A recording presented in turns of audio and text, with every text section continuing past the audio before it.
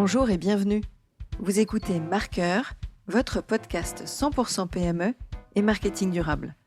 Pourquoi ? Parce que le marketing durable, c'est le marqueur de la bonne santé de votre PME. Je m'appelle Diane Cantan et je vous propose de vous évader dans cet épisode avec un invité où nous évoquerons sa vision du marketing durable et sa vision de l'avenir des entreprises liées aux enjeux RSE. Aujourd'hui, nous allons parler des défis du marketing durable autour des produits de grande conso, les marques et leurs distributeurs. La distribution, un des 4 P fondamentaux du marketing mix. Et pour aborder ce sujet, j'ai fait appel au maître absolu, au trublion de la grande conso. J'ai nommé Olivier Dauvert. Bonjour Olivier. Bonjour Diane. Alors, ingénieur agricole de formation, je te présente un petit peu pour ceux qui ne te connaissent pas. Je me laisse faire. Tu as été rédacteur en chef de Linéaire et de Rayon Boisson. Depuis 2002, tu as créé les éditions Dauvert, acteur de premier plan et spécialisé sur le commerce, la consommation et l'info-retail, auteur d'une vingtaine d'ouvrages sur le commerce, tranche de vie commerciale, le commerce de demain s'invente aujourd'hui, image prix, mode d'emploi, le penser client, comment devenir le commerçant préféré de vos clients, etc. Tu es présent aussi sur différents médias, fréquemment convié sur les antennes de France Inter, BFM TV, France 2, M6, en qualité d'expert de la grande distribution. Tu es évidemment présent sur les réseaux sociaux.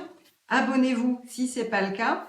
En tout cas, depuis 4 ans que je donne des cours dans des écoles de commerce, j'incite à chaque fois mes étudiants à s'abonner à tes comptes. J'adore les photos, les vidéos des différentes enseignes du retail qui montrent à quel point les équipes ne relisent pas leur packaging ou les affiches mises en magasin. Et donc, ton humour critique est toujours décapant. Et ça, j'apprécie. Tes études également sont scrutées et suivies comme Distriprix, Promo Flash, Drive Insight. Tu as également ton podcast Café Conso, où tu donnes la parole aux acteurs de la distribution, mais également aux marques. Bref, une belle communauté de plus de 150 000 abonnés. Tu es également conférencier, la liste peut être longue, j'ai bientôt fini. D'ailleurs, c'est à cette occasion qu'on s'est croisés à plusieurs reprises. La dernière fois, c'était en 2016, quand on avait organisé un congrès à Monaco pour les pharmaciens à l'époque. Alors, un grand merci, Olivier, d'intervenir aujourd'hui sur mon podcast Marqueur. Est-ce que tu souhaites ajouter quelque chose sur ton parcours ? J'ai sûrement oublié des trucs. Oui, il faut quand même que je rajoute que je suis tous les matins sur RTL avec Julien Courbet, parce que c'est quand même là où je suis le plus fréquemment dans les médias. Et puis, je vais rajouter une casquette qui se fait hors du mot Dauvert et de la marque Dauvert que je cultive. Je dirige le think tank agroalimentaire des Échos depuis 9 ans. Un think tank, c'est un groupe de gens très intelligents qui discutent d'un intérêt général, en l'occurrence sur la filière alimentaire. Celui qui les dirige est, lui, moins intelligent que les autres, parce que sinon, il ne se laisserait pas diriger par lui.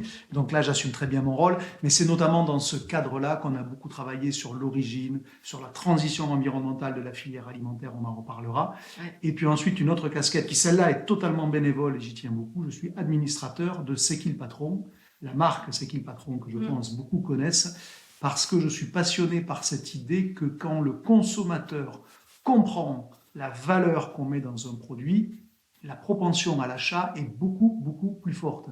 Et que quand il n'achète pas, c'est juste parce qu'il ne comprend pas.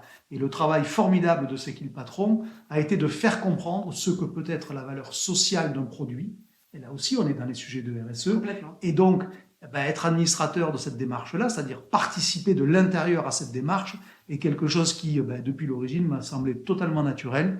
Et donc, c'est une façon aussi de voir et de comprendre cette mutation de la conso vers un peu de valeur sociale dans les produits. Oui, et de la transparence du packaging aussi. Là, on est clairement dans des démarches de marketing, d'information, de connaissances. C'est qui le patron a une promesse très simple, c'est le produit que vous achetez est un peu plus cher, et c'est revendiqué, et en échange, c'est-à-dire il y a un lien de cause à effet, et en échange, l'éleveur, le producteur d'œufs, si c'est des œufs, etc., vivra mieux de son métier. Et donc après, j'ai la liberté d'acheter ou de ne pas acheter, parce que même si c'est un succès, tout le monde n'achète pas C'est qui le patron, il faut être humble et modeste là-dessus, mais tous ceux qui le font comprennent, parce que c'est facile à comprendre, qu'il y a un lien de cause à effet entre leur acte d'achat et quelque part la pérennité de la production agricole française qui, en tant qu'ingénieur agri de formation, puisque c'est ça mon point de départ, m'anime, voire même m'obsède, parce qu'aujourd'hui, on est sous la menace de ne plus être autosuffisant sur les tas de filières alimentaires, d'où le fameux mot qui est arrivé de souveraineté alimentaire, qui est aujourd'hui un mot qui est dans le débat grand public, alors que pendant des années et des années, il n'était que dans le débat d'experts. Et donc, déjà, avoir réussi à mettre ce mot dans le débat grand public, c'est une avancée. Donc là, tu viens de parler côté consommateur et donc évolution de mentalité dans cet esprit-là. Depuis quand tu as senti qu'il y avait une évolution sur ces sujets de durable, de recherche d'évolution environnementale, de prise en compte, prise de conscience, mais de la part là et des marques et des distributeurs, parce que tu es dans le milieu depuis X années. Est-ce que tu sens qu'il y a eu Alors, un déclic à un moment si je devais mettre un point de départ d'une prise de conscience, sachant que entre la prise de conscience et le moment où il y a de l'impact, il peut y avoir beaucoup de temps. Mais je vais rappeler quand même que faire un enfant, ça prend aussi 9 mois. Et que les premiers instants, ils sont quand même très très loin du moment où le mouflard il est chez vous et il braille. Donc il faut juste accepter cette idée de la transition et du temps long. Eh bien, si je devais mettre un point de départ d'une décision symbolique, je mettrais Leclerc en 96 quand il supprime les sacs de caisse à usage unique, puisque alors, les plus jeunes ne s'en rappelleront pas, mais il y avait des vieux sacs à bretelles qui étaient tout fins et tout légers, qui ne servaient qu'une fois et qui étaient jetés. Et Leclerc, le premier, a décidé de les arrêter, et quelque part, il l'a fait en prenant des risques. Je me rappelle d'adhérents Leclerc qui étaient contre, en disant mais les consommateurs, on va leur enlever quelque chose qui est gratuit, et on le remplace par un sac qui est certes remplaçable à vie, mais qu'il faut commencer par payer. Ce qui, dans la symbolique des choses, Leclerc est quand même une espèce de frein. Et donc, à ce moment-là, il y a un groupe d'adhérents probablement plus visionnaires que les autres autour de Michel-Édouard Leclerc qui ont quand même tenu bon et qui ont supprimé les sacs de caisse. Et à la limite, la première matérialisation d'une décision, on va dire, RSE au sens large, dans la grande conso, je la mettrai là. Donc c'est très vieux, 96. Et pourtant, on est très loin aujourd'hui 25 ans et quelques après, d'avoir fait un chemin suffisant. Et pourtant, ça fait très longtemps que ça a démarré. Et ça a même donné lieu d'ailleurs à une loi. Ségolène Royal, quand elle était ministre de l'écologie, elle a passé dans la loi l'interdiction des sacs plastiques jetables. C'est ça. Et donc c'est quand même en France, pas forcément partout dans le monde. Bien sûr, bien sûr. Mais ça illustre quand même bien que là, dans cet exemple-là, c'est l'initiative d'un acteur privé qui est devenu le socle d'une décision publique et qui, de fait, s'est imposé ensuite à tous. Alors après, on reprochera, pour ceux qui veulent le faire à Leclerc, d'avoir tiré la couverture à lui. Ok, très bien. Moi, j'étais là en 96, donc je me rappelle très bien les tiraillements internes qu'il y a eu sur le thème, mais pourquoi on fait quelque chose qu'on ne nous oblige pas à faire? C'est vrai que quand on le présente comme ça, on se dit « Ah ben oui, tiens, pourquoi ?» Il fallait quand même y croire. C'est clair que c'est souvent le cas, en fait, quand on interroge des entreprises ou des gérants, des présidents de boîtes qui sont justement dans cette démarche-là. Tant que je n'ai pas d'obligation réglementaire, je ne bouge pas. Et ça s'entend. Et ça s'entend parce que ça peut induire des sujets de compétitivité, de distorsion de compétitivité entre acteurs. Et donc, au final, mettre en jeu, pourquoi pas, la pérennité de l'acteur. Et donc, avoir une dimension négative d'un point de vue social. Parce que si, pour le coup, par quelque chose qui est vertueux, par exemple, d'un point de vue environnemental, je pénalise mon entreprise dans sa compétitivité, ben je vais avoir probablement ce qu'on appelle une externalité négative dans le social, parce que je vais peut-être devoir licencier. Donc, et ça montre bien que ces trois piliers autour du mot RSE, ben en fait, la plus grande difficulté, c'est pas de les comprendre, c'est de les aligner. Parce que sur le fond, tout le monde est d'accord. Mais après, comment je positionne le curseur pour qu'au final, l'impact global soit positif et non pas l'impact de l'un entraîne du négatif sur l'autre. Voilà. Parce que là, ben, quand je suis trop vertueux, par exemple en environnemental, et que je deviens moins compétitif, ben, je perds des marchés. Et si je perds des marchés, je détruis des heures travaillées. Donc de l'emploi, donc du social. C'est aussi bête que ça. C'est le bon lien à faire entre ce triptyque côté RSE, social, environnemental et sociétal ou économique, comme on l'entend. De quelle façon, en fait, les acteurs que tu côtoies tous les jours, aussi bien les marques que les grandes distribs, ce souci d'un marketing plus durable ou d'une communication plus responsable. Est-ce que toi, tu le Ok, ressens? alors bien sûr que je ressens que les marques et les enseignes font des efforts. Je, je lis en même temps qu'elles font des efforts que les efforts sont qualifiés souvent de greenwashing parce que sans impact. Et donc moi j'ai inventé une terminologie, on va la dire comme ça, que j'appelle le greenwashing sincère. Parce que évidemment, du jour au lendemain, une décision environnementalement vertueuse, si je prends le cas de l'environnement, ne peut pas produire tout l'impact qu'elle devrait produire. Et donc ceux qui veulent dire qu'elle produit peu d'impact et que c'est que du greenwashing auront raison de vouloir le dire parce que les faits leur donneront raison. Quand Carrefour développe des rayons vrac dans certains magasins avec des marques et le fait sous forme de test, mais fait de la communication autour, il va être taxé de faire du greenwashing parce que c'est epsilonesque. Mais si c'est sincère, alors c'est bien. C'est-à-dire, tout est dans la définition du greenwashing. Est-ce que le greenwashing, c'est quelque chose qui est euh, sans impact suffisant, auquel cas tout est greenwashing au début, tout. Ou alors est-ce que le greenwashing, c'est quand c'est pas sincère? Ben moi, je considère que le greenwashing, c'est quand c'est pas sincère. Même si ça a peu d'impact, mais que c'est sincère, alors ça ne peut pas être taxé de greenwashing. Et donc, du coup, je vois beaucoup de choses qui sont faites à chaque fois ou très souvent de manière sincère, mais dont les effets sont modestes parce que le risque à prendre pour les acteurs est trop élevé pour qu'ils basculent du tout au tout. Carrefour, il ne peut pas, du jour au lendemain, enlever les rayons pâtes avec des paquets emballés de Panzani, de Barilla et que sais-je encore, pour les transformer en rayons vrac. C'est pas possible. Alors évidemment, ceux qui disent ben, c'est ça ou rien, ben, ils seront déçus. Et Carrefour dit ben, je fais à la mesure de risque que je peux prendre. Parce que le jour où j'ai plus de clients dans mes rayons pâtes, parce que je les vends plus comme les clients veulent les acheter, alors je mets tout à plat et pour le coup, j'aurai plus jamais d'impact.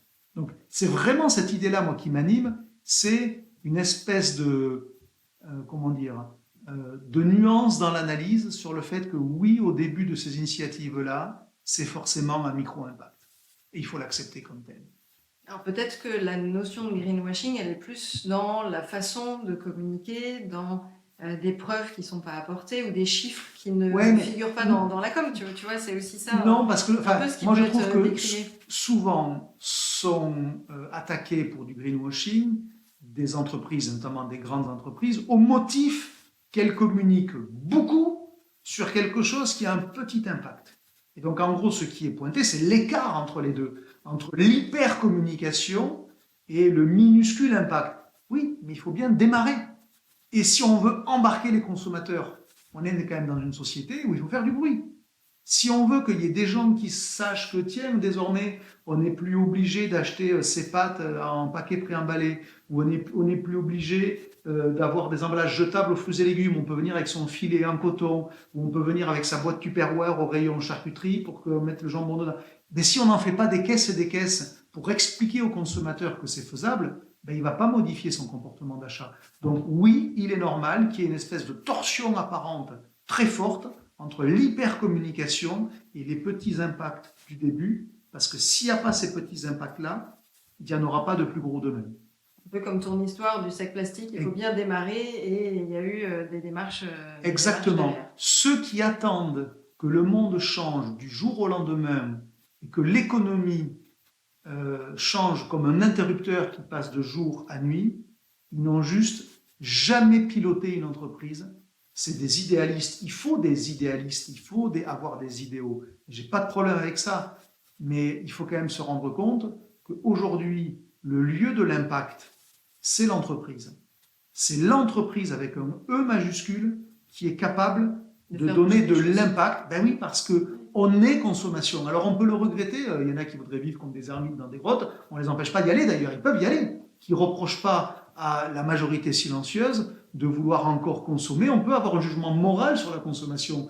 Moi, j'ai un avis, mais j'ai aussi le devoir d'observer ce que font mes congénères. Et quand je les observe, quand je vais le samedi chez Action et que je vois que les magasins sont blindés pour acheter ce que j'appelle des poupouilles à 2 euros, je ne juge pas, je constate. Et donc je fais avec. Et donc je me dis, ben oui, tous ces gens-là, Je ne vais pas arriver avec une baguette magique en leur disant « Vous êtes des cons, je vais vous changer », parce que ça ne marchera pas. J'essaye de me demander comment on peut avoir de l'impact. Eh bien, par exemple, en matière de produits importés, peut-être avec davantage d'affichage de l'origine, peut-être avec l'obligation d'un éco-score, d'un Planet Score ou d'un score environnemental quel qu'il soit, pour montrer au consommateur que derrière son achat, il y a des externalités. Et lui donner à comprendre que, ben oui, ces deux produits qui se ressemblent, ben finalement, il y en a un qui vient d'à côté et l'autre qui vient de loin. Et on ne peut pas lui reprocher de mal acheter si on ne l'informe pas. Et donc, moi, je prends la société comme elle est. Ça commence à bouger au niveau des marques sur certains packaging. Oui, alors il y a encore beaucoup d'hypocrisie. Et moi qui suis à la tête du combat que j'ai appelé Balance ton origine, pour inciter, pour ne pas dire obliger les marques à être transparentes sur l'origine des matières premières, puisqu'en gros c'est ça. Moi, mon combat, c'est de dire, vous mettez Origine France quand ça l'est et vous ne le dites pas quand ça l'est pas. Ça, c'est pas de la transparence. Hein. Ça s'appelle de l'hypocrisie. C'est-à-dire, je dis que je suis bon quand je le suis, mais je cache quand je ne suis pas bon. Et ma vision de ce sujet sur l'origine, c'est de dire, une entreprise, une marque, quand elle revendique l'Origine France pour une partie de ce qu'elle fait, alors, sur tout ce qu'elle fait, elle s'engage au même niveau de transparence et surtout au même niveau de visibilité. Et là, tu verrais que ça changerait la consommation. Si en rayon, j'ai un filet de poulet à la provençale, Origine France, en général, ils mettent un gros drapeau bleu, blanc, rouge, balaboum, roulement de tambour et tout ce qui va bien. Et que juste à côté, j'ai un filet de poulet à la provençale, origine Pologne, avec un gros drapeau polonais. J'ai rien contre les Polonais. Le sujet, ne c'est pas les Polonais. C'est est-ce que par l'affichage de l'origine claire, on peut modifier la demande des consommateurs? Ben, la réponse est oui. Si sur un plat cuisiné, un lapin à la moutarde, je te mets en gros que le lapin, il est chinois. Parce qu'il est chinois dans le lapin à la moutarde, il faut le savoir. Et juste à côté, dans ton rayon, tu as du bœuf bourguignon qui, lui, sera français. Et le bœuf, il y a un gros tampon viande bovine française. Et si on me met un drapeau chinois sur le lapin, je suis sûr qu'on va beaucoup moins en vendre. Je suis sûr qu'on va beaucoup moins en vendre. Et même s'il y a une grosse différence de prix. Oui. Il ne s'agit pas de dire on va passer du tout à rien. Il s'agit de dire on crée une dynamique où chaque fois qu'un consommateur, par son acte d'achat, modifie dans le bon sens, alors c'est l'ensemble de la chaîne qui va dans le bon sens. J'ai 2-3 punchlines quand je parle d'alimentation et de transition environnementale notamment. Je fais la multiplication suivante. On est 70 millions en France. On fait 3 repas par jour. Pour ceux qui le peuvent, mais globalement, faisons simple, c'est ça. Et on fait ça 365 jours par an. Quand on fait la multiplication de ces 3 chiffres, ça donne 75 milliards. Il y a, chaque année, en France, 75 milliards d'occasions de consommation alimentaire. 75 milliards, ça commence à faire beaucoup de zéros. Alors, je ne sais même pas combien de zéros ça fait. Et moi, je dis, si on modifie une fraction par principe, c'est indolore, hein, c'est le principe d'une fraction. Quand on modifie une fraction d'un aussi gros chiffre que 75 milliards, alors on a déjà de l'impact. Et c'est une autre illustration du fait que ces transitions qu'on doit engager, qu'on doit pousser plus encore, vont se faire lentement, mais notamment par la consommation.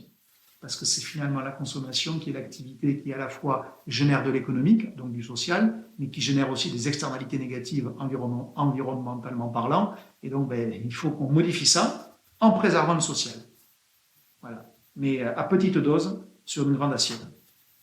Alors, du coup, si je suis un peu ton raisonnement, forcément, ça va faire aussi évoluer le mode de consommation par rapport aux géants qui sont éloignés des villes versus une consommation plus locale, plus de proximité et éviter les circuits longs, privilégier dans ce mode de distribution les circuits courts. Est-ce que tu vois une évolution par rapport à ça sur les géants de la grande distrib? Alors, sur le temps long, ça veut dire qu'on accepte que les évolutions soient lentes. Oui, la distribution alimentaire généraliste, c'est un peu le Mont Blanc, c'est toujours la plus haute montagne, mais elle s'érode chaque jour. Et c'est toujours la plus haute montagne, mais elle s'érode de chaque jour. Et ce n'est pas incompatible. Et donc, en fait, on assiste à une forme de fragmentation de la consommation, où le circuit généraliste, il perd chaque jour un peu d'altitude, comme le Mont Blanc, mais attention, il reste toujours le circuit prépondérant. Donc c'est quand même par lui qu'il faut engager cette transition. Il ne faut pas rêver. Ce n'est pas juste avec 3 Biocoop, 2 magasins fermiers et puis de la vente directe, je ne sais pas quoi, qu'on va changer le monde. Non, non. Et j'ai rien ni contre les magasins fermiers, ni contre Biocoop. Je le dis tout de suite parce qu'on me soupçonne parfois. C'est juste que je suis réaliste et que j'ai un gros défaut. Je m'attache aux faits, à la science, à la connaissance, et non pas au militantisme. Je suis ingénieur de formation, je suis un peu cartésien. Quand je vois que la grande distribution, la vilaine grande distribution, c'est toujours 75 à 80% de l'approvisionnement alimentaire des foyers, j'en déduis juste que c'est quand même par elle que ça va passer la transition. Et que c'est pas juste par 3 petits circuits qui sont epsilonesques qu'on va changer le monde. Ça ne veut pas dire qu'ils n'ont pas leur légitimité, leur ambition, leur place. J'ai pas de problème. Mais il faut, et notamment, je suis un farouche opposant de la campagne de com de Biocoop qui consiste en gros à dire que tout ce qui n'est pas chez nous n'est pas bien. Voilà. En gros, pareil, j'ai le souvenir, je le redis parce que comme ça en agacera certains, mais ça me fait plaisir. Quand ils ont fait au printemps une campagne de pub, c'était pas Poisson d'avril, c'était Poison d'avril. Sous-entendu, tout ce qui n'est pas chez nous est empoisonné. Mais les gars, si vous pensez qu'on va changer le monde en disant que tout ce que les autres font est pas bien, il n'y a que moi qui suis dans le vrai, vous allez mourir avec vos certitudes, parce que la bio aujourd'hui, quoi qu'on en pense, c'est moins de 10% des achats alimentaires des Français. Donc moi, je préfère m'intéresser aux 90 autres pourcents en me demandant comment on fait pour qu'ils soient sûrs, évidemment, parce qu'il ne s'agit pas de dire on a le droit d'empoisonner, hein, c'est pas ça le sujet. Mais c'est en adressant le gros de la consommation que la consommation participera à sa mesure à la transition, notamment environnementale, parce que je rappelle quand même que la bouffe, c'est le premier secteur émetteur de gaz à effet de serre. On parle de l'avion, on parle des jets privés, on parle tout ce qu'on veut. Non, on est les premiers coupables, hein, ce qu'on met dans notre assiette. Avec l'élevage. Non, et puis parce que c'est la quantité, c'est la quantité. Voilà. Et de temps en temps, j'appelle à une forme d'analyse contre-intuitive des choses. Et je vais te prendre un exemple. J'étais dans un hôtel la semaine dernière, puisque je voyage beaucoup, je suis un nomade permanent, du groupe Accor, qui a décidé de chasser tous les emballages de son petit déjeuner. Donc on n'a plus de yaourt, on a du fromage blanc ou du yaourt, donc en vrac, d'ailleurs parfois en vrac dans tous les sens du terme, mais j'ai pas de problème. Et il y avait du thé en vrac. Donc je prends tous les matins du thé vert à la menthe, j'ai ce défaut-là, et donc il y avait le pot de thé, dedans des feuilles de thé, une petite cuillère pour se servir, et puis une boule pour infuser dans le mug ou dans la théière. Eh bien, je l'ai rempli mécaniquement, et je me suis rendu compte que j'ai probablement mis beaucoup plus que les 2 grammes de thé qu'il y a dans un sachet. Puis après, j'ai réfléchi. Je me suis dit, qu'est-ce qui valait mieux pour l'environnement? Est-ce qu'il valait mieux 2 grammes de thé dans un sachet, c'est-à-dire un emballage qui est un déchet qui allait finir à la poubelle, ou est-ce qu'il valait mieux que je mette 4 grammes, parce que probablement que j'ai mis 2 fois la dose? Alors, c'était gratuit, puisque quoi qu'on mette dedans, donc on a toujours cette tentation. Mais qu'est-ce qui valait mieux, donc 2 grammes de thé dans un sachet ou 4 grammes en vrac? La question elle est vite résolue.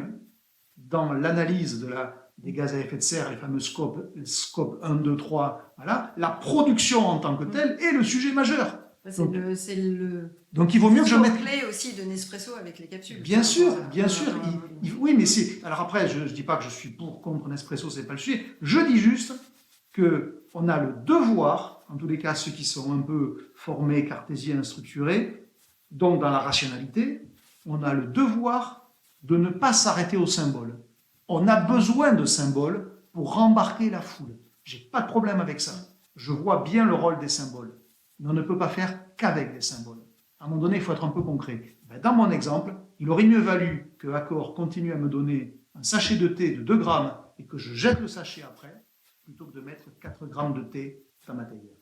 C'est contre-intuitif, mais c'est la vérité scientifique. Alors, tu cites, ou en tout cas, tu as cité déjà quelques exemples de vrac, de linéaires spécifiques, les sacs plastiques, les origines des produits à spécifier dans le packaging. Est-ce que tu as d'autres exemples d'autres bonnes pratiques qui sont en cours? Peut-être, tu vois, en test, parfois, dans certaines zones de France et qu'on n'a pas encore eu le loisir de voir partout sur le territoire? Il y a un sujet qui est en train de monter, qui est la valeur sociale des produits. Et je reviens sur mon expérience C'est qui le patron, parce que c'est exactement ça. C'est qui le patron a montré à toute la communauté alimentaire que quand le consommateur comprend la valeur sociale qu'on a mis dans le produit, il est prêt à payer le produit plus cher. Et encore à être content de le faire. Parce que voilà. Donc ça, et alors aujourd'hui, C'est qui le patron, ça représente très peu au final. C'est entre 2 et 3% du marché du lait, par exemple. Alors, c'est très peu, mais pour les éleveurs concernés, c'est beaucoup. Super. Et puis c'est une super évolution sur le lait. Bien sûr, en partant de zéro, je veux dire, c'est le meilleur lancement historique dans la grande conso depuis toujours. Donc, je veux dire, je ne vais pas en même temps dire que je suis fier d'y être et dire que c'est pas bien. Non, mais je suis juste rationnel là aussi. Voilà, C'est qui le patron, ça pèse très peu du marché du lait. Par contre, ça a montré quelque chose, qu'une part des consommateurs, pour une part de leurs achats, sont prêts à. Donc il faut savoir le cultiver. Les marques de distributeurs sont allées sur les laits équitables avec une vitesse qui n'aurait jamais été celle avec laquelle ils sont allés s'il n'y avait pas eu C'est qui le patron. Donc en réalité, les laits équitables aujourd'hui, ça pèse un peu plus de 10% des ventes quand on les additionne. Ouais, ben C'est qui le patron est une partie de ça, dans les chiffres, mais dans l'esprit, c'est la totalité de ça. Et donc c'est super. Ça veut dire en gros qu'il y a des consommateurs qui sont prêts à surpayer leurs produits parce qu'ils comprennent ce qu'il y a dedans. Il y a une marque qui est en train de se lancer qui s'appelle Fier, qui est une marque Andy solidaire, qui a comme particularité, il y a du miel, il y a des fruits secs, quelques autres produits de snacking, où ce qu'on va appeler l'usine ou l'atelier, ce sont dans des structures d'accueil pour handicapés. Et donc en fait, ces produits-là, ils sont fiers, parce qu'en gros c'est ça l'idée, ils sont fiers d'avoir été élaborés par des personnes extraordinaires. C'est leur façon de le claimer. Voilà. Et moi qui ai vécu pendant très longtemps avec un père qui était lourdement handicapé, je suis extrêmement sensible à ce sujet du handicap, et notamment du rôle du travail pour intégrer les handicapés dans la société. Pour deux raisons. Parce que ça leur donne une utilité sociale. Il ne faut pas négliger le fait que le travail est un moyen d'épanouissement de l'individu. Alors même si c'est dur, bien sûr, voilà, mais ça donne l'épanouissement prenant sa source de l'utilité sociale que l'on ressent. On sert à quelque chose. Parce que sinon, quand on est handicapé, que l'on profite de la solidarité, profiter au sens légitimement, mais qu'on ne rend rien en échange de ça, on peut vite se considérer comme inutile. Et encore une fois, je le dis, je suis probablement mieux placé que beaucoup pour en parler. Donc je vois très bien le sujet. Eh bien, le travail est une forme de réalisation de l'individu et d'utilité sociale. Et puis ensuite, ça leur donne une capacité à être dans la société par ce qu'elle est aujourd'hui, qui s'appelle la consommation. Et donc, faire travailler des personnes en situation de handicap, c'est que du bonus, c'est que du bonus social, j'allais dire. Et donc, en faire un élément qui devient l'entrée dans les produits, qu'est-ce qu'on peut imaginer de mieux? Donc, tous les consommateurs n'achèteront pas la gamme Fier parce qu'elle coûte un peu plus cher. Oui, bien sûr. Mais ceux qui ont compris le truc, ils savent ce qu'ils obtiendront en échange de ce qu'ils vont donner. C'est exactement comme C'est qui le patron. Il y a une autre marque dont je participe à la mise en lumière qui va être lancée en fin d'année, début d'année prochaine, qui s'appelle Ramdam. Ramdam, c'est une marque bordelaise. C'est deux jeunes entrepreneurs dont je parle régulièrement sur mes réseaux et sur mon blog parce que je montre les coulisses de la création de leur marque depuis les premiers rendez-vous commerciaux chez les clients, depuis le fait de trouver des usines pour les fabriquer, et puis ensuite demain de faire le packaging, de faire la pub, etc. etc. Et Ramdam, c'est chaque fois que le client va acheter par exemple un paquet de cookies Ramdam, alors dans le prix, il y aura le fait de donner un produit alimentaire à quelqu'un d'autre. Ça veut dire que si j'achète un paquet de cookies Ramdam, je sais que quelqu'un qui est dans la merde, on va appeler un chat, eh bien, il va bénéficier de mon achat parce que lui, grâce à ça, je crois qu'ils vont reverser entre 7 et 10% de leur chiffre d'affaires sous cette forme-là. Et bien, donc, si j'ai acheté mon paquet de cookies, admettons 2 €, il y a 20 centimes. Et aujourd'hui, avec 20 centimes, quand on les cumule, on peut faire des choses. Voilà. Et donc, ça, c'est une belle initiative. Et donc, oui, mais qui est une illustration de ce volet social, qui est l'un des piliers de la RSE, appliqué à l'alimentaire, sur lequel c'était très en retard. L'alimentaire, c'était souvent, dans les sujets de RSE, c'était moins d'emballage, moins de distance parcourue, on est vertueux pour l'origine, par exemple. Voilà. Mais la valeur sociale, c'est pas rien, et je trouve que c'est intéressant ce qu'on voit. Parce qu'en gros, on est en train de fertiliser les consciences sur l'idée que derrière notre consommation, il y a des externalités. Là, il y a des externalités positives, puisque ça va. Mais il peut y avoir aussi des externalités négatives. Et une fois qu'on a compris le principe de l'externalité, peut-être qu'on est plus en conscience de venir travailler sur les externalités négatives pour qu'elles soient moins négatives. Voilà. Et donc, quelque part, on fertilise les consciences et on fait en sorte que le consommateur soit, c'est très pédant de le dire, mais je l'assume, soit un meilleur consommateur. Parce qu'il sait et parce qu'il comprend. Moi, je ne reprocherai jamais à un consommateur de mal acheter si on lui a mal expliqué. C'est pas lui le problème. Ça, tu le fais tout le temps sur les affiches partout, en disant entre deux affiches, deux produits, c'est quoi la différence? Mais en même temps, le consommateur, il ne peut pas choisir parce qu'il n'a pas l'information. On ne peut pas reprocher au consommateur de mal consommer si on lui a mal expliqué. Ça, il faut arrêter. C'est l'exemple de trottinette électrique là, que j'ai vu il n'y a pas longtemps. Mais il y en a comme ça, partout. Partout. Et c'est pour ça que soit on dit les acteurs économiques d'eux-mêmes donnent des éléments de transparence, mais tout donner avec les risques que ça peut avoir en termes de distorsion, parce que ça va les pénaliser, j'y crois pas. Par contre, je suis un libéral dans l'âme, mais un libéral régulateur. Et je crois beaucoup à la régulation sur des sujets comme ça. Il faut obliger, pas peur des mots, il faut obliger à mettre, par exemple, l'origine des produits, à mettre des éléments d'information qui sont capables aux consommateurs d'acheter en toute connaissance de cause. Alors moi, j'ai déjà du mal à choisir mon jambon parce que j'aimerais bien qu'il soit sans nitrite, mais qu'il soit en même temps 25% de sel en moins, qu'il soit potentiellement en origine France. Et là, en fait, j'ai pas de produit, tu sais, qui cumule l'ensemble. Je suis obligée de faire un choix en me disant pourquoi je dois choisir celui-ci plutôt que celui-là et pourquoi je peux pas avoir un produit sain, qui est fabriqué en France, d'origine France, où tout est pensé sain. Tu vois, dans ton esprit de pensée client, sauf que l'exemple du jambon... C'est pas un bon exemple. Non, pour moi, c'est pas un bon exemple, parce que pour le coup, il y a quand même beaucoup qui a été fait sur ce marché-là. Et en gros, oui, il te manque peut-être le mouton à 5 pattes, hein, parce que c'est ça que tu dis. Ça. Mais avant d'inventer le mouton à 5 pattes, on va commencer par faire un mouton avec une patte, et puis une deuxième, puis une troisième. Et donc, parce qu'on est passé en gros d'un monde où le jambon était rien, était jambon, voilà.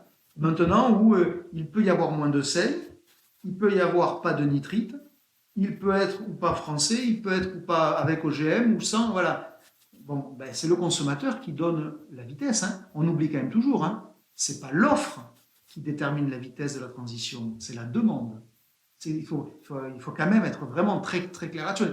Oui, mais il n'y a qu'à modifier l'offre. Non, les gars, c'est le client qui a le pouvoir. Parce que des mecs qui ont des tas de bonnes idées, mais que le client n'a pas acheté, je vous en cite autant que vous en voulez. Voilà. Donc c'est bien parce que le consommateur achète qu'il y a des gens qui vont produire. On est quand même dans une société de la demande. Voilà, il ne faut quand même pas l'oublier. Ou de la surconsommation. Qu'est-ce que tu penses du coup de toute cette pression marketing aussi qu'il peut y avoir autour de cette notion de surconsommation ou de sobriété qu'on a beaucoup entendu l'an dernier? Bien sûr. Alors moi je vais te dire, ceux qui parlent de sobriété me font marrer. Parce que c'est des gens qui ont à peu près tout, qui habitent à Saint-Germain-des-Prés, dont les 2 personnes du foyer travaillent, ils gagnent peut-être 10 ou 15 000 boules par mois, ils ont déjà 2 bagnoles, ils ont un appart à Paris, ils ont une maison à la montagne, une maison à la mer, et voilà. Donc des bien pensants qui ont tout, qui m'expliquent, qui expliquent à ceux qui n'ont pas tout, que désolé les gars, mais vous allez vous satisfaire du peu que vous avez, ça me paraît être d'un cynisme absolu. Voilà. Et donc, le mec qui est au SMIC, qui roule avec une voiture d'occasion et dont le seul rêve c'est de changer de bagnole pour qu'elle soit un peu plus sûre ou je sais pas quoi, ou d'envoyer ses enfants en vacances, on va lui expliquer que désormais c'est la frugalité. Non mais pour qui on se prend? Moi je préfère entendre que ceux qui ont déjà rendent. Alors c'est pas, je suis pas France Insoumise, hein, je suis juste un peu dans une forme de réalisme social. Parce que pour faire société, il faut être dans la cohésion. Pas de mystère.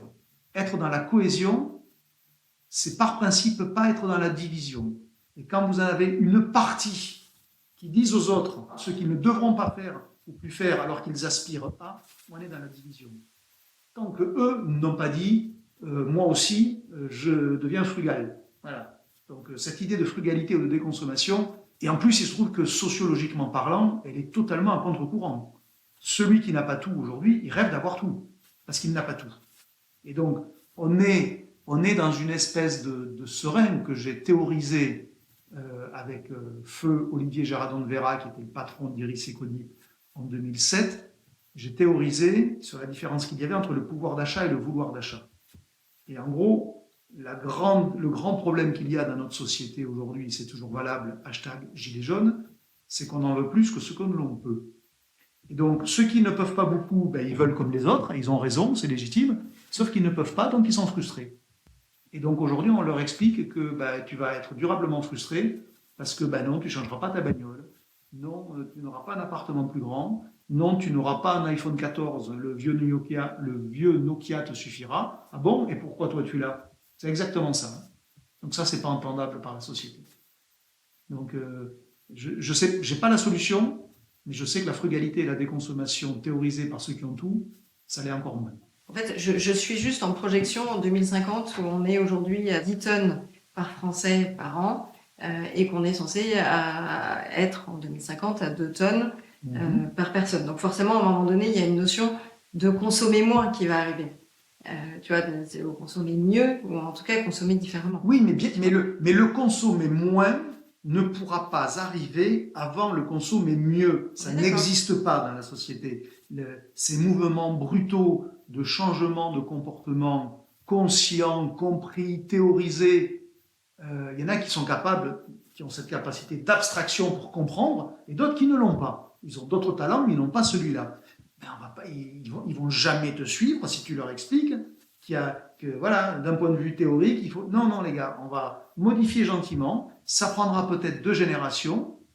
De toute façon, on ne peut pas aller plus vite que la capacité avec laquelle le maillon le plus faible veut bien avancer. Le maillon le plus faible sur la consommation, c'est la masse d'entre nous. Et je me mets dedans pour certains trucs, et je ne me mets pas pour d'autres, mais on est tous quelque part dans une masse. Non. Donc, il faudra d'abord consommer mieux, et donc comprendre ce qu'on consomme, pour dans une deuxième phase, peut-être comprendre que oui, ben là, il faut faire moins. Je prends un exemple. Ouais. L'histoire, par exemple, de la consommation de viande. Va-t-en expliquer à un mec qui ne bouffe pas déjà de la viande aussi souvent qu'il le veut parce que c'est cher, qu'il va bouffer du tofu. Et comme tu ne peux pas faire sans lui, tu vas accepter de faire avec lui, et donc de l'amener gentiment, et pas radicalement, vers un chemin qui, à terme, sera plus vertueux. Les mecs qui bouffent de la viande, tu leur expliques pas du jour au lendemain qu'ils arrêtent. Ça ne marche pas. Comment tu vois les prochains Black Friday arriver en termes d'action commerciale, de tout ça? Mais comme une débauche, parce que la soif de consommer, la soif d'avoir le dernier ci ou le dernier ça est toujours très forte. Et on ne peut pas décréter. Il y a quelques actions contre, ou en tout cas il y a le Green Friday, il y en a bien sûr, qui se mettent contre le Black Friday. Je vois très bien, mais on ne peut pas empêcher des gens d'être des éclaireurs, parce que dans le fond, ces gens-là sont des éclaireurs, quelque part sont des lanceurs d'alerte, mais on ne peut pas non plus stigmatiser ceux qui considèrent que le Black Friday, c'est l'occasion de changer sa télé, parce que, t'as vu, elle est toute petite et elle n'est pas HD, et maintenant, je sais que mon voisin, il a une HD, et pourquoi moi, je ne l'ai pas? Voilà, c'est ça. On est dans ce que j'appelle la société de la consommunication. C'est-à-dire, on est toujours dans la société de la consommation, parce que la consommation est toujours une forme de réalisation de l'individu, et on est dans une société de la communication, depuis, 10 ans, 15 ans, où on sait tout sur tout. C'est-à-dire que comme on s'exhibe tous, les uns sur TikTok, les autres sur Instagram, les autres sur... Voilà, eh bien moi je sais ce que les autres ont ou ce que les autres font. Et si je ne peux pas le faire ou l'avoir, je me dis que c'est injuste. Je te rappelle qu'au fronton de nos mairies, il y a marqué égalité. On est né avec cette idée qu'on est égaux. Si on est égaux et que mon voisin il a une télé 4K et que moi je ne l'ai pas, je suis quand même légitime à la désirer, non? De quel droit va-t-on m'expliquer que j'ai pas le droit, c'est le cas de le dire, de désirer avoir une télé 4K et de profiter de Black Friday pour me l'acheter? Oh, c'est quoi cet autoritarisme moral sur la conso? Ça n'a pas de place. Hein. Après, le tout est d'être conscient peut-être aussi de cet aspect social de tous les éléments. Alors là, tu cites, tu as des produits high-tech qui sont... oui, mais Black Friday, c'est quand même ça majoritairement. Donc, oui, mais donc tu me poses une question, est-ce que Black Friday sera attendu, ça sera un moment où tu auras des prospectus partout, des affiches partout, des gros trucs, des moins 50, des machins, c'est-à-dire il y aura de la tension commerciale. On a quelques enseignes qui justement en jouent, voilà, qui jouent de ça. Et au final, même si je comprends quand je suis le citoyen ordinaire qui réfléchit, je comprends ce qu'elles font. Voire même, je m'inscris dans leur vision des choses. Mais quand je suis l'observateur de la conso, je suis trop couillon pour décrire quelque chose que je ne vois pas. Il y en a qui sont capables de ça, hein, et qui au final s'inventent un monde qui n'existe pas. Moi, je regarde les consos, et quand je vous disais tout à l'heure qu'aller un samedi après-midi chez Action, je pense que je vais chez Action un samedi sur 2 dans l'année. Parce que j'adore ça, pas pour acheter, pour boire. Mais pour boire. Et donc tous les mecs qui nous font des théories sur la conso, combien il y en a qui vont le samedi chez Action pour voir la conso? Non, pas décrire la conso dont ils rêvent, voir la conso telle qu'elle se matérialise, au plus près du carrelage. Alors je dois être un peu couillon, mais je passe ma vie en magasin, et notamment, franchement, le symbole du samedi chez Action est un symbole que j'adore. Samedi dernier, j'étais dans une Action près de Lille, voilà, très exactement dans la galerie du Cora Villeneuve d'Ascq, comme ça, ceux qui veulent vérifier que je ne raconte pas des coups, ils vérifieront. Quand je rentre, c'est à gauche. Ben voilà, j'étais là et j'étais heureux de voir ce qui se passait. Ben, je vois des gens qui parfois, parce que j'écoute tout ce qui se dit, on arrive à se dire, mais attends, prends-le vu ce que ça vaut, tu en auras besoin. Alors, quand je raisonne avec un prisme environnemental, préservation de la planète, tout ça, ça me désole, évidemment, en tant que citoyen. Je me dis, mais c'est comme ça qu'ils ont vu leur acte de consommation. Eh bien, il y a du boulot, mais il faut commencer par accepter la manière dont ils se comportent pour tenter de les améliorer. Alors, toi, tu es souvent à droite à gauche dans les enseignes. Comment ça se passe côté web?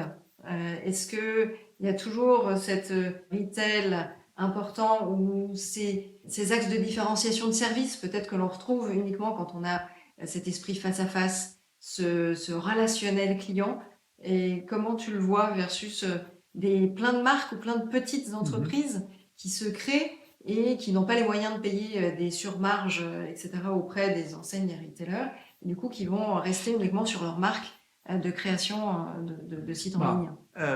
L'intérêt du web en matière de commerce, c'est qu'il a divisé par X le ticket d'entrée pour faire du commerce.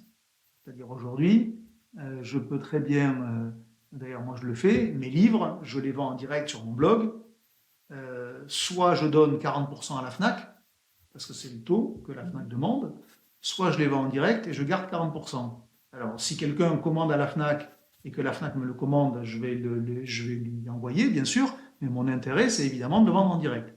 Bon, et donc ça a rendu possible du commerce fait par des gens qui ne pouvaient pas le faire directement. Donc quelque part, ça a une vertu émancipatrice. Donc on peut pas reprocher au web d'être pas vertueux là-dessus. Et donc ça, durablement, ça sera quand même l'intérêt du web.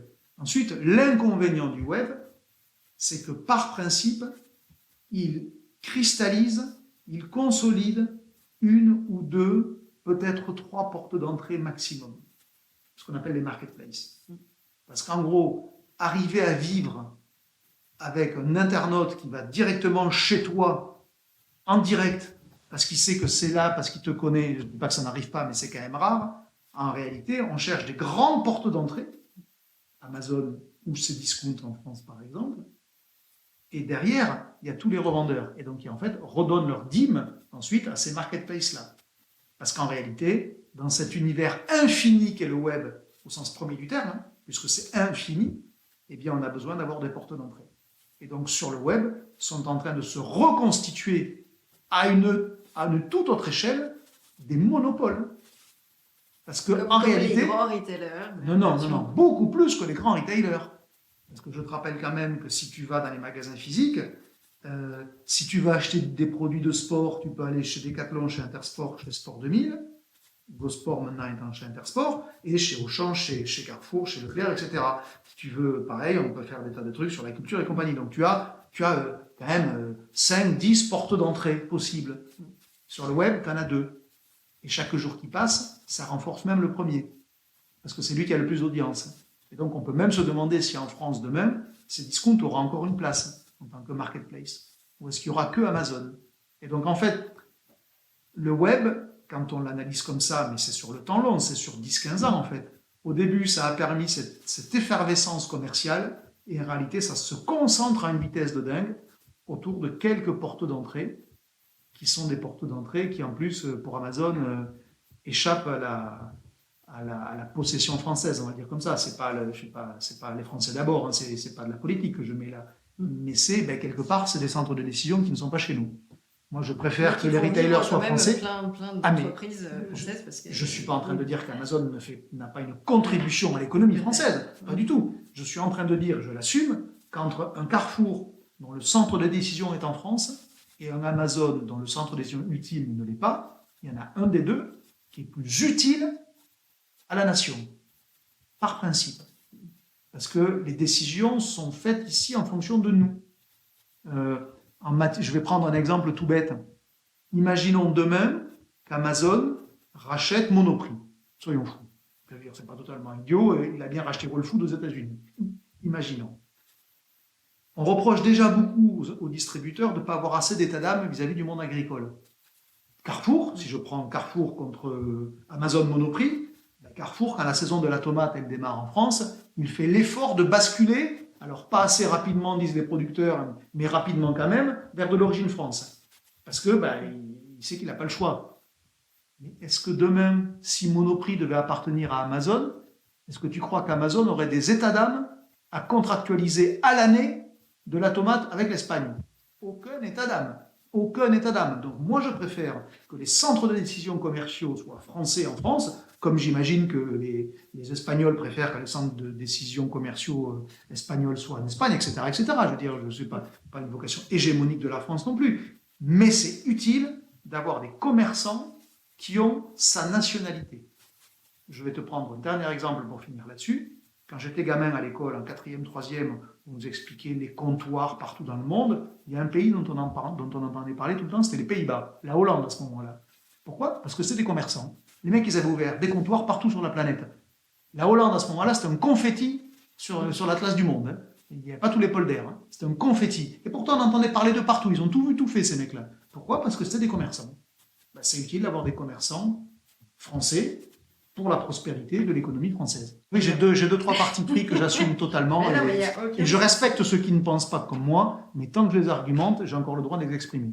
Alors, une question que je pose à tous mes invités du podcast. Mon podcast se nomme Marqueur, donc aborde le marketing durable. Marqueur de la bonne santé des entreprises. Et parce que quand on fait du marketing avec le cœur, on embarque tout le monde de façon plus durable. Qu'est-ce que ça t'inspire ? Ça m'inspire que la consommation, c'est de l'émotion et de la rationalité. Et qu'en gros, le bon curseur, il est forcément entre les deux et qu'il faut parler au cerveau et au cœur en même temps. Et donc, voilà, moi, ça m'inspire cette idée il y a ces deux jambes derrière la consommation et l'une n'est pas plus importante que l'autre. Voilà. Donc, il faut toujours du cœur, c'est-à-dire de l'émotion, et puis il faut toujours un peu de raison, ça c'est le cerveau, alors peut-être que je bipolarise trop mes organes vitaux, mais moi je le fais comme ça, voilà, et donc ça m'inspire que oui, il faut du cœur, mais en fait il faut les deux, il faut le cœur et le cerveau. Je ne réponds pas à ta question, mais c'est ça que ça m'inspire. En fait, c'est effectivement le principe de dire que le marketing est au cœur du changement des entreprises par rapport à l'offre en tant que telle, qu'il soit une offre de produit ou de service, et de pouvoir se dire, c'est grâce à ces modifications que l'on va faire avec le cœur au niveau de l'offre que l'on va pouvoir embarquer ou changer les modes de consommation et les faire évoluer dans le bon sens, tu vois, dans cet esprit de consommer. Oui, mais avec par moments des choses qui sont pour moi plus du registre de la rationalité, c'est-à-dire des éléments tangibles qui permettent de modifier la demande. C'est-à-dire que moi, quand je dis que je veux de la transparence sur l'origine des matières premières et que ça soit lisible et compréhensible par le client, pour moi, c'est pas du cœur, ça, c'est de la rationalité. Voilà, le lapin à la moutarde, il est chinois. Encore une fois, le sujet, c'est pas qu'il soit chinois ou pas. Il n'est pas français. Et je te le dis et je l'assume. Alors, est-ce que tu peux me citer un exemple campagne de pub qui t'a inspiré récemment dans cet univers, tu vois, de marketing durable ou de communication responsable, quelque chose qui t'a marqué? Le lancement de la marque Andy Solidaire Fier, qui dit ces produits sont extraordinaires parce qu'ils sont faits par des gens extraordinaires. Et je trouve que ce wording-là, pour parler un très mauvais français, il est très intéressant parce que, effectivement, les gens en situation de handicap ne sont pas ordinaires. Le handicap les rend malheureusement, pour certains c'est visible, pour d'autres non, mais ça les rend extraordinaires parce qu'on peut le regretter, mais c'est comme ça, une forme de normatif dans la société, et quand on n'est pas dedans, on est extraordinaire. Ouais, mais quand on revendique qu'on est extraordinaire, ben ça devient une vertu.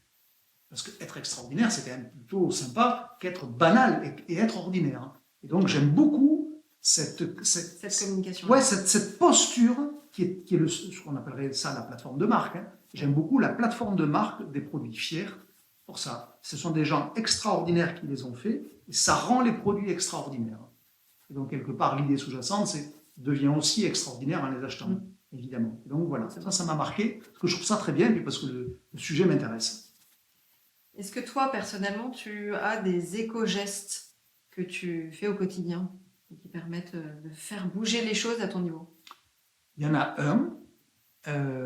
Je suis soutien depuis l'origine d'une petite boîte montée par 2 étudiants de, je ne sais plus si c'est Supélec ou Centrale, mais des gens qui ont une tête beaucoup mieux faite que la mienne, ça s'appelle Capsmi, qui ont inventé une espèce de cylindre qui me permet de faire du café à la dose dans des dosettes qui sont réutilisables. Elles sont en aluminium et je ne les jette pas. Et donc, c'est des petites dosettes format Nespresso, bien sûr, que je mets dans ce cylindre, je le secoue 1 fois, 2 fois, 3 fois, je tape un coup, comme je ferais avec un shaker, voilà, ça remplit la dosette nickel, je la ferme, je la mets dans ma machine Nespresso, et ça me fait du café à la dose, sans générer une capsule. De déchets. Voilà. Et sans exagérer la quantité de café que je mets dedans, puisque je suis toujours sur la dose, puisque je sais faire la part des choses entre ce qui est l'apparence d'un bon geste et ce qui ne l'est pas. Donc voilà. Ça, c'est ton éco-geste au quotidien. Oui, parce que j'en fais même plusieurs fois par jour, donc on va dire qu'il est même multi-quotidien. Est-ce que toi, tu aurais un invité que tu aimerais que je convie? Alors tu vas être déçu de ma réponse. J'en ai sans doute beaucoup, mais je ne t'en donnerai aucun. Parce que si je te le donne, tu vas lui dire « c'est Olivier Dauvert qui m'a parlé de vous ». Et donc, je ne voudrais pas qu'il accepte pour moi, parce que de fait, ça me rendrait redevable par rapport à lui. Et dans mon métier, je ne peux être redevable vis-à-vis de personne. Parce que rien n'est plus beau que ma liberté.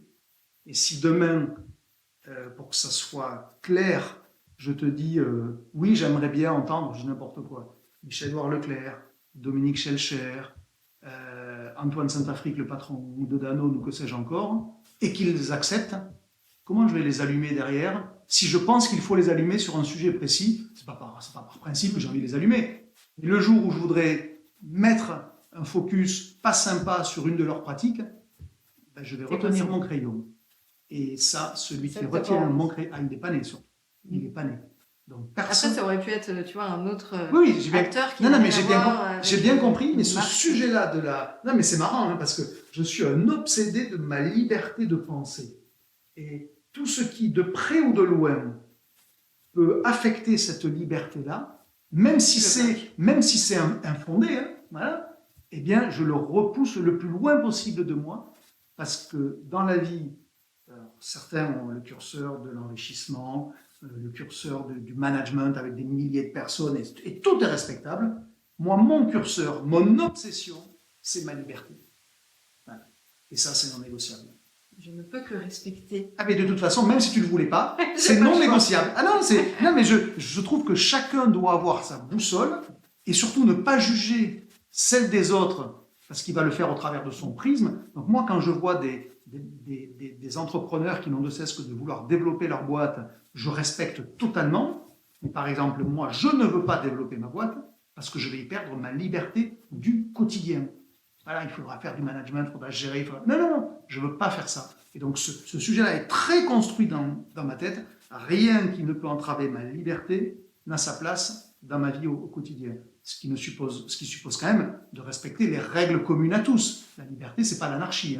Je ne suis pas un anarchiste, que ce soit clair. J'ai 2-3 sujets qui sont très structurés, je ne fais pas n'importe quoi. Mais je veux faire ce que je veux avec ma pensée. C'est déjà beaucoup. Ça m'occupe. Alors, est-ce que tu aurais un mot de la fin pour les dirigeants ou les responsables MarketCom qui nous écoutent et vis-à-vis des défis du marketing durable? J'en ai un. Ce mot, c'est entente. C'est un mot qui est anti-économique aujourd'hui, qui est contesté par les économistes, qui est contesté par le politique. Il y a beaucoup de lois qui condamnent l'entente. Et je sais pourquoi et je comprends, parce que c'est anticoncurrentiel. Ok, très bien. Je trouve que sur ce sujet qui s'impose à nous, de la transition notamment environnementale, que je mets comme étant la mère des batailles, au-delà des autres. Parce que le social, c'est important, mais le jour où il n'y a plus de planète, le social, ça sera secondaire. Donc on s'attache à hiérarchiser les choses. La transition environnementale de la filière alimentaire pourrait aller beaucoup, beaucoup plus vite si on permettait aux acteurs de s'entendre pour faire des choses ensemble, plus vite, plus loin, plus fort. Parce qu'on est arrivé, heureusement d'en prendre conscience, à une étape où aujourd'hui le sujet n'est plus la direction, mais la vitesse. On est dans ce momentum-là. C'est-à-dire que voilà, bon, après, il reste encore quelques climato-sceptiques, ok, mais globalement ça va. La direction, on commence à la partager dans une forme d'unanimité. La vitesse, on sent bien que c'est difficile. Et si les entrepreneurs, parce que je considère depuis le début que l'entreprise est le lieu de l'impact, avaient la capacité de faire des choses ensemble sans tomber sous le coup de la loi, parce que c'est ça l'entente, aujourd'hui c'est condamné, eh bien on irait plus loin, plus vite, plus fort. Et donc le mot aux entrepreneurs et aux politiques, c'est accepter, créer les conditions de l'entente acceptable. Et on ira plus loin, plus vite, plus fort. Je vais terminer sur ces beaux, sur cette belle Ils sont phrase. beaux, mais c'est ce que je pense. En tout cas, merci beaucoup Olivier d'avoir pris le temps d'échanger avec moi sur ce sujet. Et à très bientôt. Merci d'avoir écouté ce podcast Marqueur. J'espère que les propos de mon invité vous ont inspiré. Si vous avez apprécié ces échanges, n'hésitez pas à vous abonner à Marqueur et à liker l'épisode. À très vite.